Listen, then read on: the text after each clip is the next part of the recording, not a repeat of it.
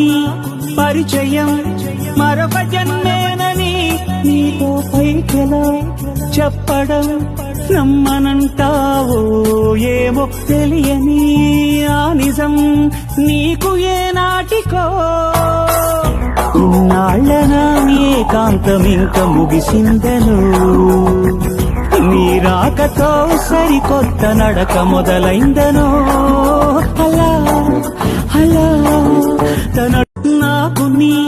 పరిచయం మరొక జన్మేనని నీతో పైకెలా చెప్పడం నమ్మనంటావో